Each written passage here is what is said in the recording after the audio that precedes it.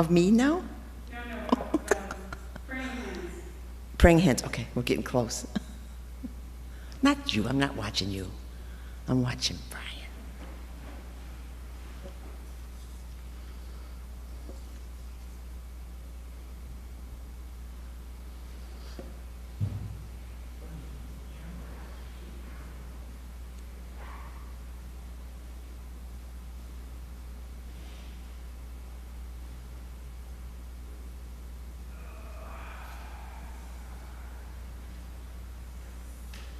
It's called Shalem Institute?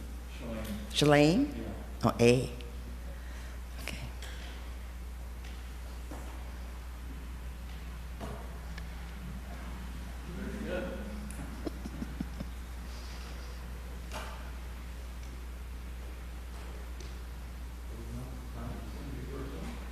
You're not going to sing a song.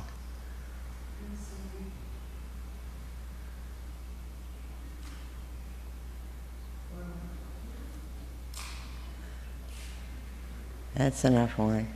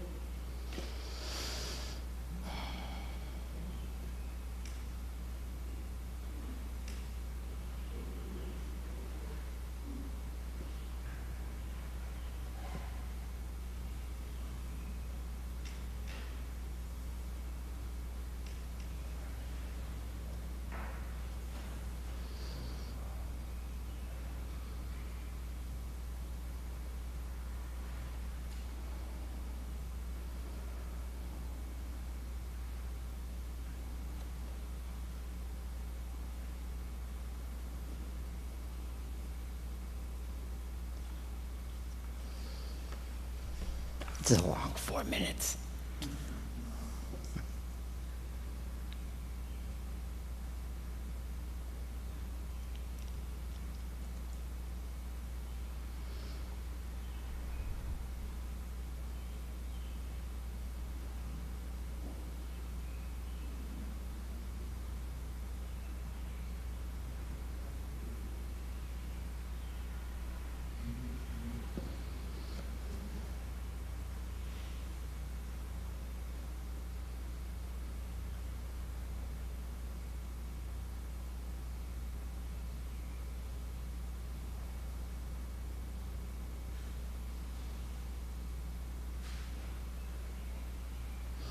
Good morning. I'd like to welcome everyone to North Presbyterian Church's adult education class.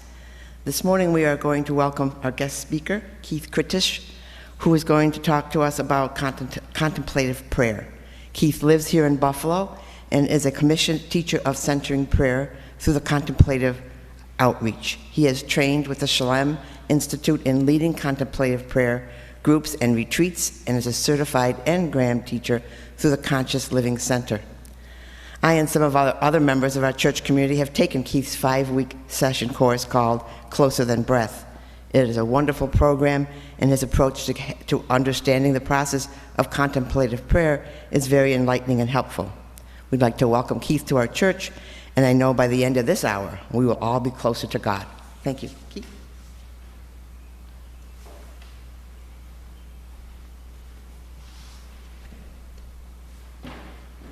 Thank you, Luis. And it's good to be with you.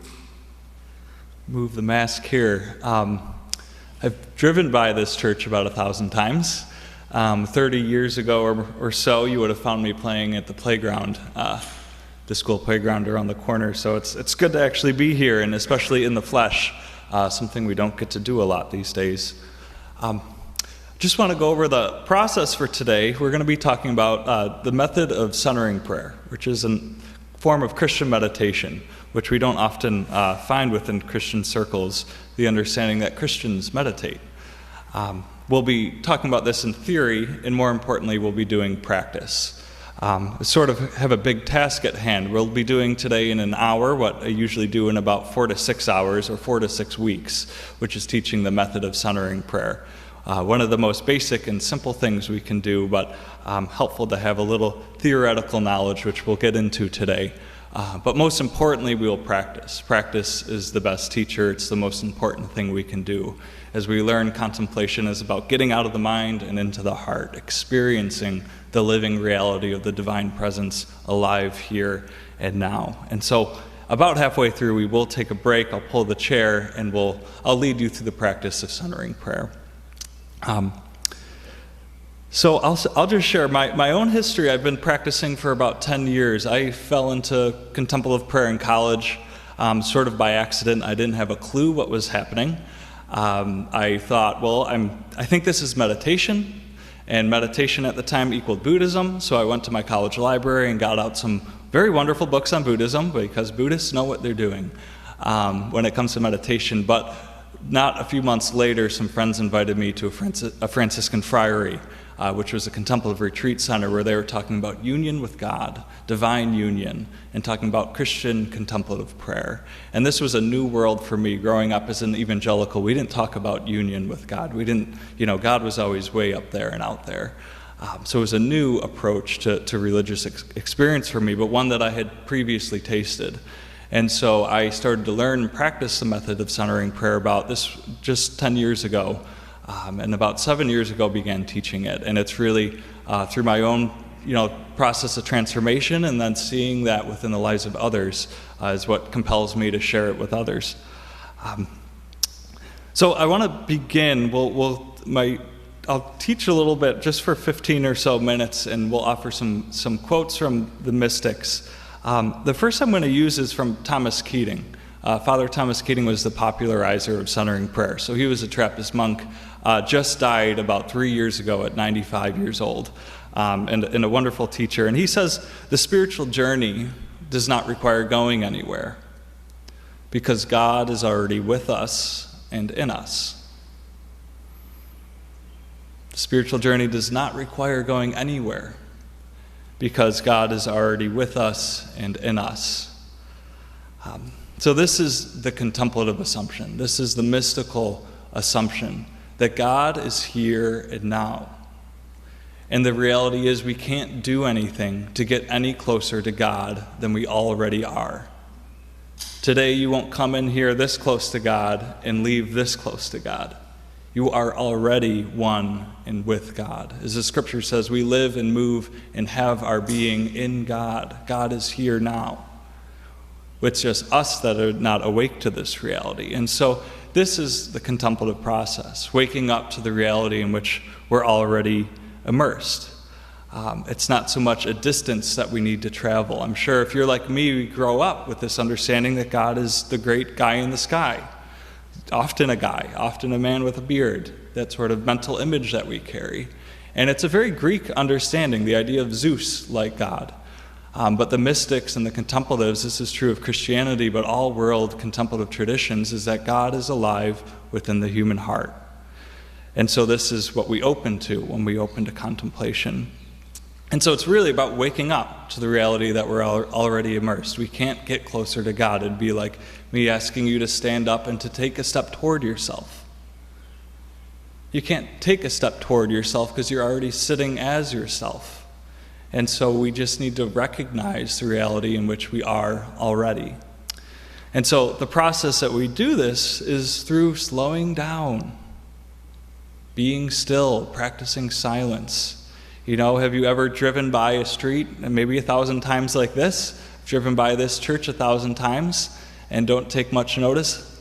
And then all of a sudden you walk down a street and you're like, oh, look at these beautiful houses. Look at this amazing church. I never noticed what was here all along.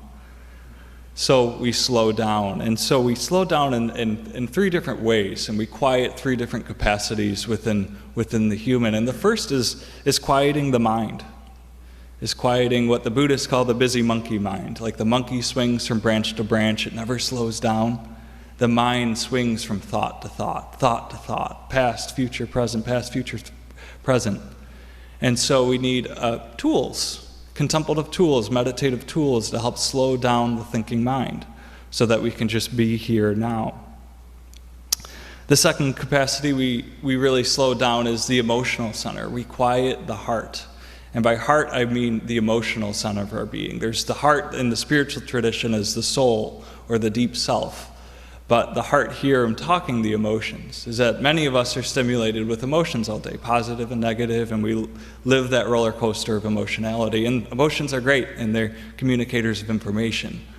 But what's underneath the emotions, what's underneath our thinking, is what we're after in contemplative prayer.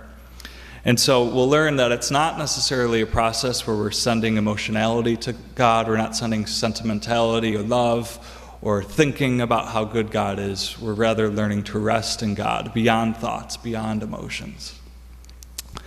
The third capacity we quiet down is the body. We're already pretty quiet and still here, so I think we'll be all right today. But really it's a process of slowing down the body and sitting in stillness. And as we sit in stillness, it creates some level of interior stillness. We take the body and we put it in a quiet place, a silent place, and hopefully that external silence creates some interior silence. And so we're quieting the body, we're quieting the mind, we're quieting the emotions, and we're finding that soul capacity within us, where God is already present. Like the air we breathe, everywhere outside of us. God is infinite, of course, way out there in the sky. But God is also intimately alive within us. But we don't notice that because we're busy in the mind, we're busy in the emotions, or we're busybodies in a sense. So it's about waking up to this reality. The second quote I'll share from Meister Eckhart, who's a very favorite German mystic from the 12th century, Dominican. And he says simply, God is at home. It is we who have left for a walk. God is at home. And so we wonder, where is God? If I were to ask you, where is God? I think many of us might go like this. But the reality is God is here and now, alive and well within us. God is at home, but it's we who have left. We're often chasing God, trying to get prayers to God, trying to communicate out there. And it's us who's wandered off into the past, worried about the future, anxious about what's coming, or maybe excited about what's coming later in the day. Whether it's positive emotion or negative, it's still sort of this emotional stimulation that keeps us sort of out of the present moment, not paying attention to what's here now. Like the air we breathe is around us here and now, but we don't notice it. And so contemplation is simply a coming back to ourselves. It's coming back to our true self, away from our ego and the mental chatter, away from the anxieties of the future or past traumas and old memories, coming back to the naked, bare naked, simple experience of the now. This is why many meditation practices and centering prayer among them will often make use of the breath, because the body and the breath is always in the present moment. If we use the emotions or we use the mind, we sort of get trapped thinking past and present, or past and future, but the body's always here now. And so we often make use of the body and the breath in that way. A very favorite quote from St. Teresa of Avila. She was a Spanish mystic, a Carmelite, and she says that prayer is an act of love. Words are not necessary. Prayer is an act of love. Words are not necessary. And love is about relationship. So love and prayer go hand in hand. The words are just an added bonus. It's perfectly legitimate, perfectly good to pray our prayers, our wordy prayers to God. That's okay and good. But it's only one form of prayer. If you're like me, then you may have also been brought up that prayer is talking to God. And as I said, that's a legitimate way of prayer, but just one form. And I'm sure you may have experienced, as your own spiritual life expands or transforms, prayer evolves over time. And it's not so much me talking to God way out there, trying to get God's attention, but it's rather, oh, wait, what if God has something to say themselves? What if God has something to share? And so prayer changes from me talking to me listening. Or maybe it's a conversation, a back and forth. And that's a maturation of our prayer. And contemplation sort of moves even beyond that listening sense, that idea that we should listen to God. It moves into just resting in God, which is one of the oldest ways of thinking of contemplation. What is contemplation? It's resting in God. Beyond the words, beyond the mental images, beyond the emotions, beyond the needs of ourselves and our loved ones, God knows that. God knows what we need. God knows what our loved ones need. Can we just rest in the presence of God like two lovers resting in one another's arms? No need to say anything, no need to do anything, nowhere to go, just being together. I often use this story from in high school when I was sort of off and about, just sort of like leaving the house a lot. And my mother asked me, Keith, can you just stay home? Can you just stay home today and we'll sit in the same room? We don't have to talk. We don't have to do anything. You can read a book and I'll just read a book. Just be together. That is contemplation for me. We don't have to talk to be intimate. We don't have to do anything. We don't have to play a game. We don't have to have a deep conversation. We can just be together in one another's presence. Contemplation, resting in God. And finally, contemplation is experiential knowledge of God. By this I mean it's not so much about the head knowledge. It's not about reading all these wonderful books or listening to Richard Rohr. Richard Rohr is a modern-day contemplative, and it's not about listening to podcasts, reading books, and filling ourselves with information and intellectual understandings of contemplation. No, we need to get it into our bones. We need to recognize that there isn't a spiritual reality and an earthly reality, but it's one. It's one reality. We're spiritual to the core. We're spiritual from the inside out. We're not becoming one with God. We are one with God. We just need to wake up to this and experience it directly without the mental understandings, which sometimes get in the way. We get confused. The mind wants to understand, but God is infinite, often incomprehensible. And so we have to even let go of some of our own cherished images of God so that they don't get in the way of a bare naked experience of God. And so the most important thing we can do is practice, which is what we'll move into in just a moment. Very finally, I want to share some thoughts from St. Bonaventure, who is a Franciscan, and he talked about 3 different ways by which humans know or experience reality. And he talked about the eye of the flesh, and the eye of the mind, and the eye of the heart. And what we're after in contemplation is the eye of the heart. Naturally, we know we have the eye of the flesh. We have our eyes, and we see, and we know, and we perceive, and we experience reality. And I love my eyes. They help me. I'm sure we all love our eyes. But it's only one way of knowing. That the eyes are good, but they're limited in experiencing God in God's essence and God's beingness. And so in contemplation, we close the eye of the flesh, which means we'll sit down and we'll close our eyes shortly. And we'll say for 20 minutes, we're not going to worry about the world out there. Rather, we're going to tend to the world in here. So we close the eyes of the flesh, but what turns on is the eye of the mind. Again, that mental chatter. Sometimes it's just the busy monkey mind doing what the monkey mind does. But sometimes the mind is full of glorious ideas. Or we sit in meditation and all of a sudden thoughts arise that are very helpful. Or the sermon that you're preparing begins to take shape in the silence. And so the mind is helpful, but even in contemplation, we let go of those thoughts. Whether it's good and we're remembering old memories and old traumas, whether it's bad in that way or more positive thoughts, insights, psychological breakthroughs, understandings that we arrive to in the spaciousness of silence. We close the eye of the mind and even let those go. But it's ultimately so that we can open the eye of the heart, the spiritual center of ourselves, the true self, the soul that's already present and alive to God, who is present and alive in us.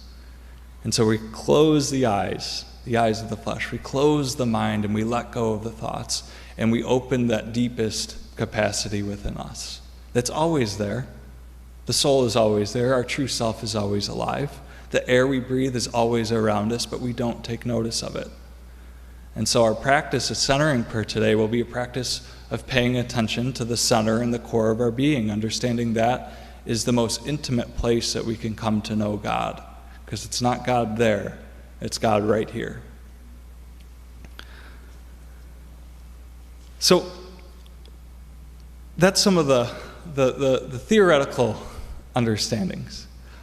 We'll shift here to talk about centering prayer, the practice of centering prayer, the practice of meditation. Now, there's thousands of different ways to pray, thousands of different ways to meditate. This is just one. And I'll encourage you from the start not to judge your experience based off one time. The suggestion is to go at this for 4, 5, 6 weeks, give it a year, and see what happens. Because it is a process of transformation, and it does take time to get familiar. We don't learn the language of silence. We learn the language of busyness. We learn the language of getting in the car and turning on the radio, or we learn the language of just fullness of life. And this is a practice of letting go, of surrender. And that's not something we're well trained in. So give yourself patience as you practice today, because it can be a little bit busy in the mind, and that's okay. So I'm going to use the guidelines today from Contemplative Outreach, which is what Luis has shared before. That's the international organization that promotes centering prayer all around the world. And there's 4 simple guidelines to the method of centering prayer. And so I'll just read them one by one and talk through them just briefly. And then I'll move the chair around and the microphone, and then we'll actually have about 15 minutes for practice together, followed by some conversation or if you have questions or reflections. The first guideline of centering prayer is to choose a sacred word as a symbol of your intention to consent to God's presence and action within. Choose a sacred word as a symbol of your intention to consent to the presence and action of God within. And so the first piece is the heart and soul of centering prayer is intention. The intention to consent. The intention to say yes to God. To say yes 1,000 times during our practice. And we do this yesing towards God with a sacred word. It could be the word love. It could be the word Lord. It could be the word Amma or Abba or Jesus or Christ or yes. Anything that is a symbol for you to say yes to God. Not something intellectual, not something that's going to trap you. If the word Father is not a helpful word, if the word Father is not a helpful image for God, then don't use the word Father. Use whatever word is simple for you. It could be the word Spirit or love, or as we'll talk later, just using the word yes. If there's no word that comes to mind, just use the word yes throughout the practice. But it's really about consenting, celebrating God's presence and action within us. The second guideline is to sit comfortably and with eyes closed, settle briefly, and silently introduce your sacred word as a symbol of your intention to consent to God's presence and action within. I know this is a little bit wordy.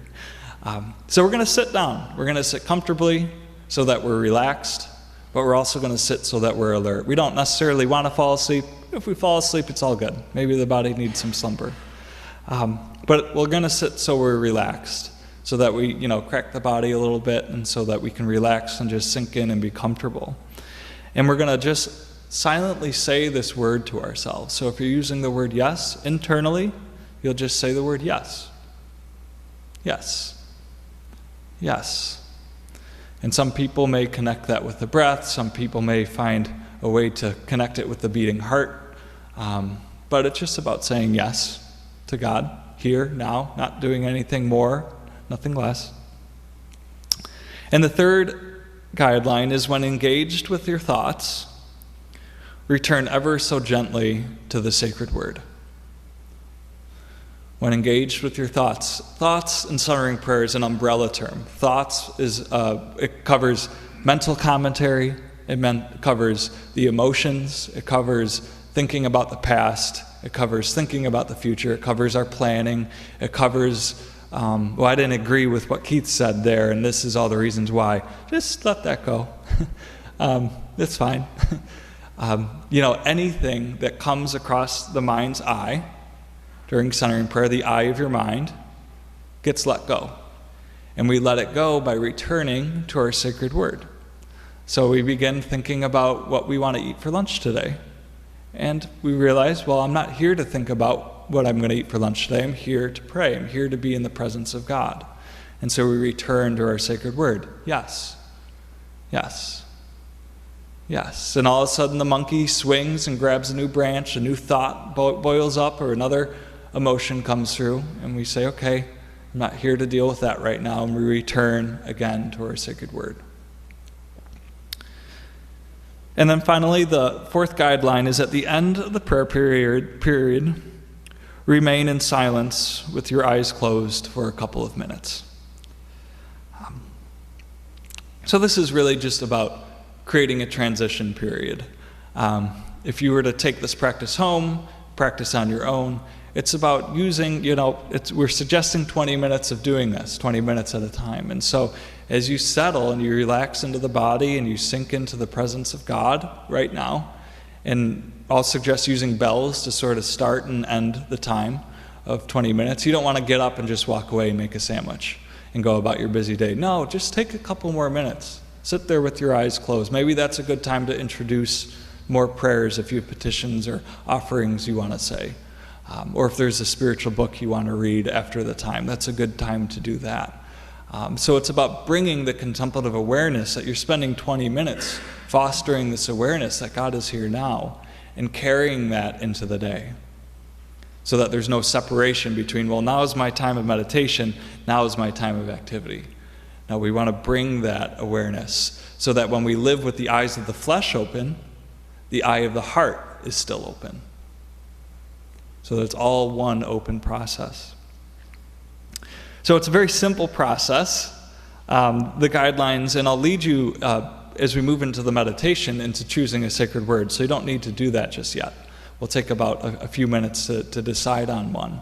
But it's really about just using this word and consenting to God, celebrating God's presence and action within us, and letting go of all thoughts, whether they're emotional, whether it's commentary or planning or whatever the monkey mind does. It's all okay. We don't have to judge ourselves. The mind is created to think, just like our eyes are created to see. So we don't judge ourselves for thinking. We don't judge ourselves for having emotions. It's all good. We just let them go.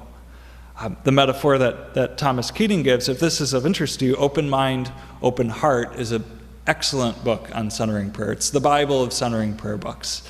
So open mind, open heart. And he uses the analogy of boats on a river. That the river of consciousness is God's presence within us, that universal aspect. And on that universal aspect, the water of being, rests the boats, which are symbols of our thoughts, our emotions. And the boats are floating by, and our job is just to let the boats float by.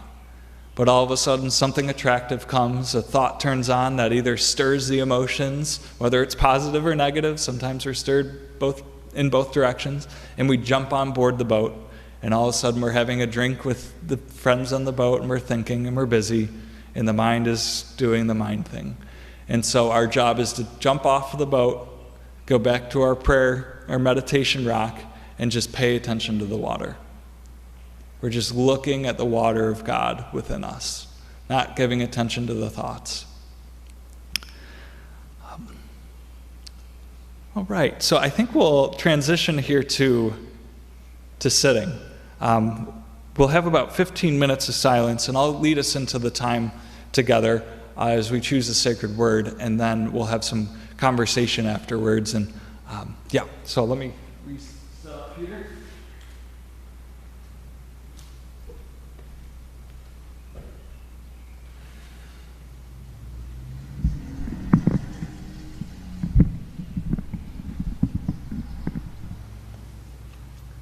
Trust you can still hear? Let's see.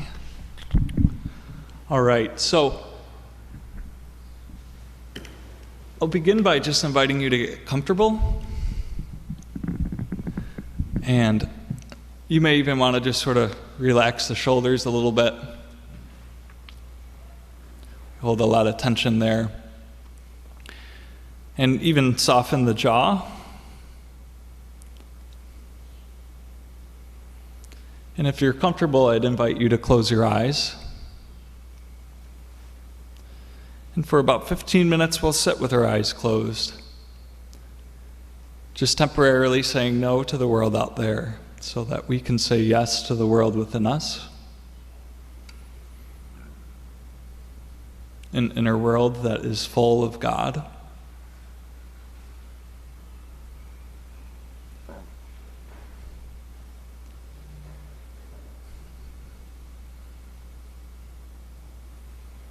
And I'll first just invite you to just take notice of what's happening right now with your breath.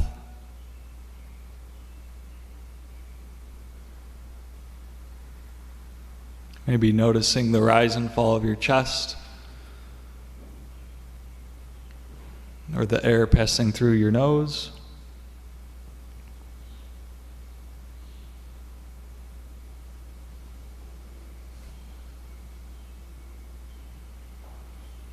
And recognizing the goodness of the body for breathing for us, without your taking notice. As if we were sharing the divine breath of God, breathing into us, breathing through us.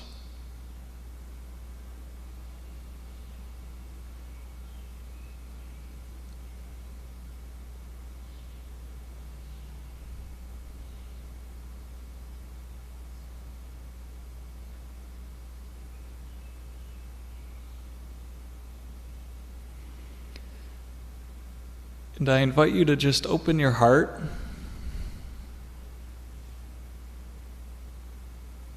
and see if there's any 1 or 2 syllable word that comes to mind that could be used as a symbol of saying yes to God.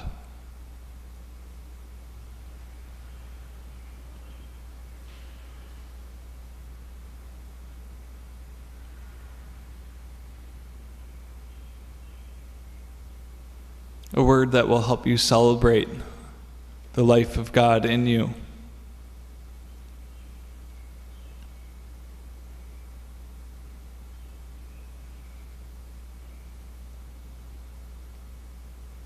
It could be the word spirit,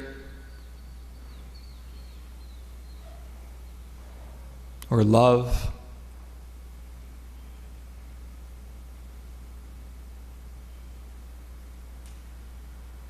it could be the word welcome.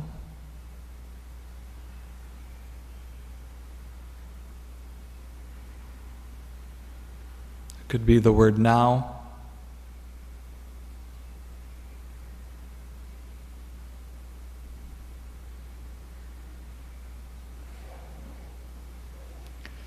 Just seeing if there's anything coming to mind that you could use as a way of saying yes to God for 20 minutes.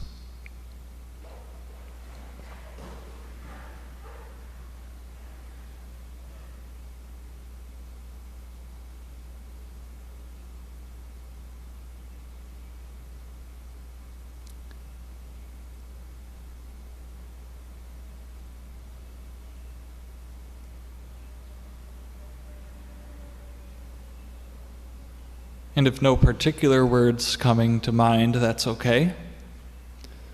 I encourage you just to use the word yes.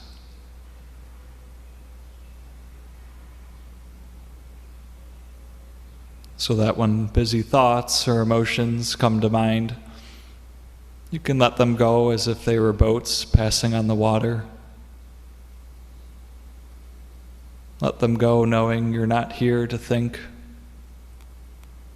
but instead just say yes to God.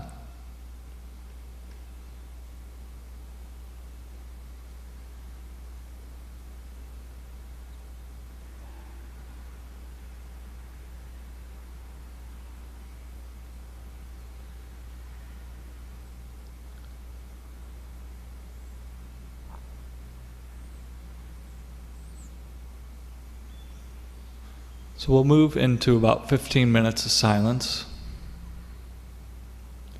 And just encourage you to say your sacred word, as much or as little as you need. If silence of the mind comes, then you can even let go of the word. As you begin to think or plan, simply return to the presence by saying yes or using your sacred word.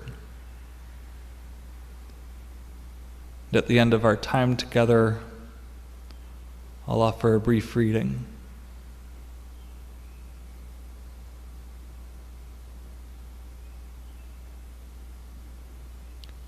Be still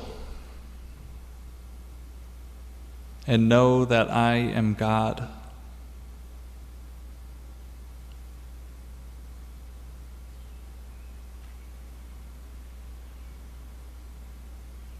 Be still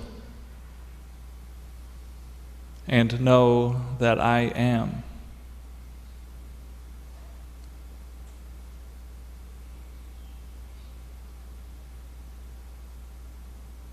Be still and know.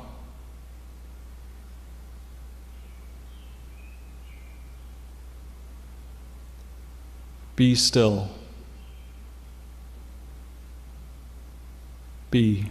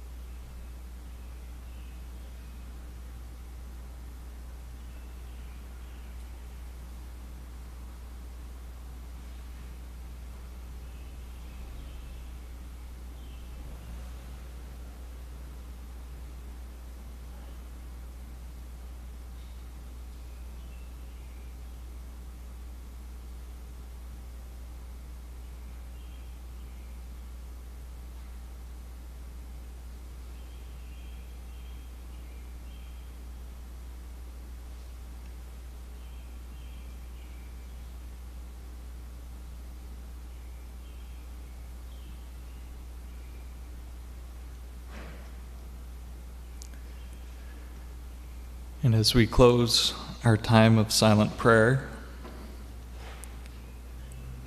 I invite you to hear these words of Thomas Keating. The root of prayer is interior silence. We may think of prayer as thoughts or feelings expressed in words, but this is only one expression. Deep prayer is the laying aside of thoughts.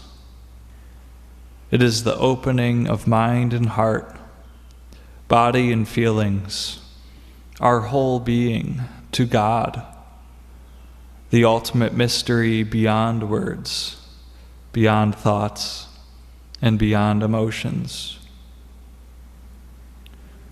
But we do not resist thoughts nor suppress them. We accept them as they are and go beyond them, not by effort, but by letting them all go by. And we open our awareness to the ultimate mystery, whom we know by faith is within us, closer than breathing, closer than thinking, closer than choosing, and closer than consciousness itself. God, the ultimate mystery, is the ground in which our being is rooted, and the source from whom our life emerges at every moment, including this one. Amen.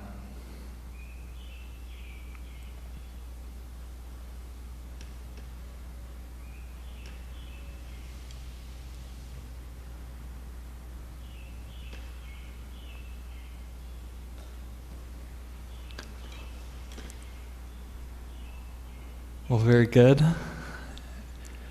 You all sat there without getting up, which means you got an A+. I'm not sure if that was difficult or beautiful. I'd like to open it to some time for questions or just observations from you. And if you want to share something, you can share it from there, and I'll repeat it into the mic for those on video. But I just do want to encourage not to overly analyze or overly judge your practice. There's days where it's a very rich experience, very at peace, and we touch that interior silence. And then there's days where the mind is wild. And so there's no need to judge whether it was good or bad. We just see it as it is and let it be as it is. The other important emphasis in centering prayer is not to look for the fruits of the practice, the benefits of the practice inside of the practice, but outside. So that means we're not going to meditation to use it to feel good, or we want to have a spiritual experience, or we bring our egoic expectations of what we think meditation and prayer should be. It should be peaceful, right? Meditation. We let that stuff go, and we don't look for the fruit in the experience itself, but rather into the day-to-day life. Living with the eyes of the flesh open. Are we becoming more loving? Are we becoming more gentle? Are we becoming less judgmental with ourselves and with others? That's the real fruit. If centering prayer is making you a more loving person, then it's worth doing. If it's not, you can let it go. Yes, if there's questions, you can simply raise your hand, or if you have a reflection or just an observation from the experience. We only have about 10 or so minutes. But if there's anybody with something to share, you're welcome to raise your hand.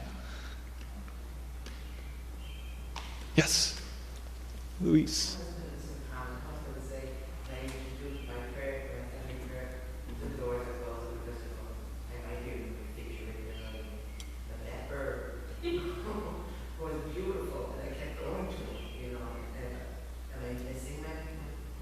Mm-hmm.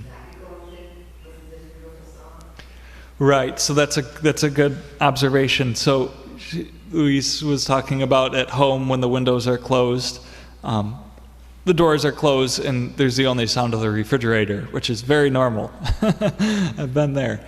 And then in this experience with the windows open, hearing the sound of the bird, should we let go? In a strict sense, we are letting go of everything that sort of pulls our attention, because what's happening during that experience is we're sitting here, there's something out there, and it's pulling our attention outside of ourselves, which is okay, because actually the bird's just there doing what the bird does, and it's an enjoyable experience. So we don't have to judge ourselves for it. But in centering prayer, as we let go, there's a release of that pull of attention, and the attention comes to just rest in itself. So we're not burdened by the bird. We're not burdened by external experiences. That's a strict sense of practicing centering prayer. I think a more inclusive or expansive sense of contemplation is a recognition that that bird is the sound of God's love. If you sit in the presence of that bird chirping and it's a good experience and reminds you of that peace and presence, then that's okay. So I wouldn't urge you to totally let it go, but at the same time in centering prayer, there's sort of we let it go. Hope that makes sense.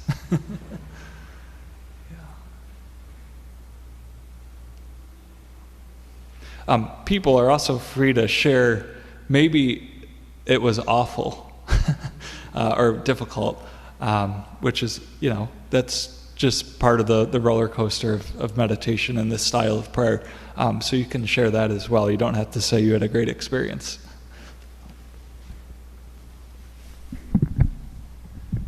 I had to go back to my word a lot. The monkey mind was going, but there seems a point where I stop and the time just passes and I'm not too sure where I am at all. Right. Yeah, so thanks, Debbie. That's the busyness of the mind was going on, and then a sort of silencing internally, and then a sort of loss of awareness, or maybe a loss of where was I? Did the time pass? And I think two things are going on there. Either maybe you fell asleep, but you didn't. So the other thing is that's a good pointing to contemplation. So we talk of centering prayer as a method. It's a meditation method leading to contemplation, which is that resting in God beyond words, beyond thoughts. And so I would suggest it wasn't sleep and there wasn't a sense of time passing. That's the experience of contemplation. So encourage you to rest into that. And it's a little bit like waking up. All of a sudden you're like, you don't even know you're asleep until you wake up. And so in that experience, it's like you didn't even know you were there until all of a sudden you started thinking about where you just were. So I think that's a beautiful place to be and to rest into that. So thanks. And yeah, Debbie used to run a centering prayer group that I attended at Westminster Presbyterian that was centering prayer followed by bagels and coffee, which, that's great. We need more of that. Some of that here would be great too, I'm sure.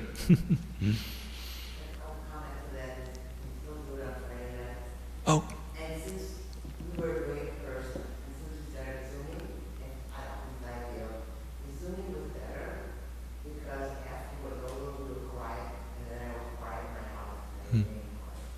When we were here at church, we would have to pick it up, but snow, Yeah. and it lost its flow.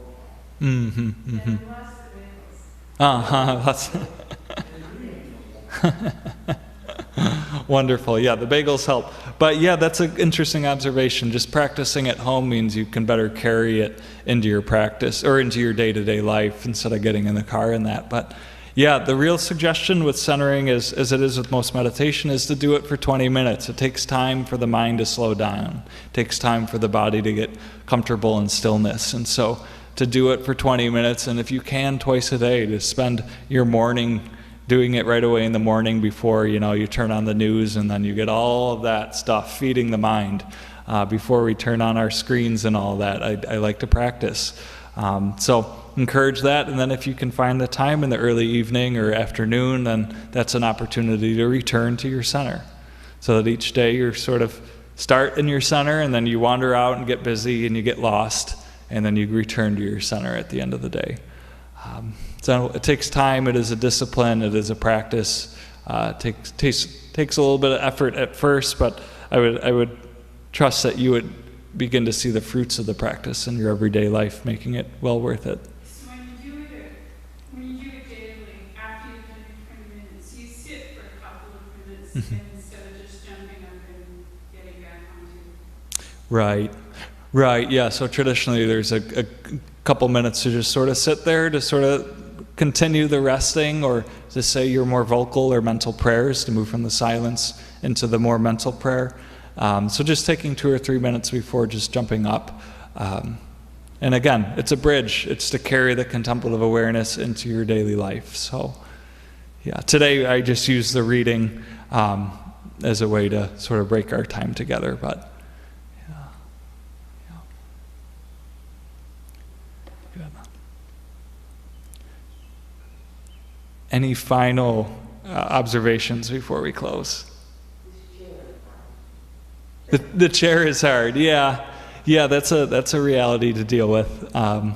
Yeah, I mean, part of, one of the instructions is to sit comfortably, and not everybody can sit. So if sitting's a pain, then I know people that lay down.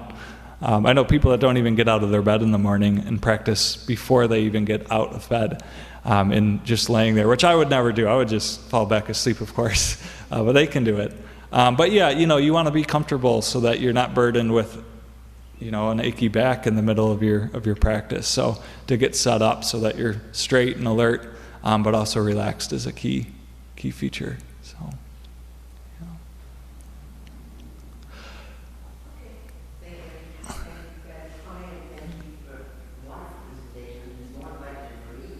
Very good. Very good. Thank you very much.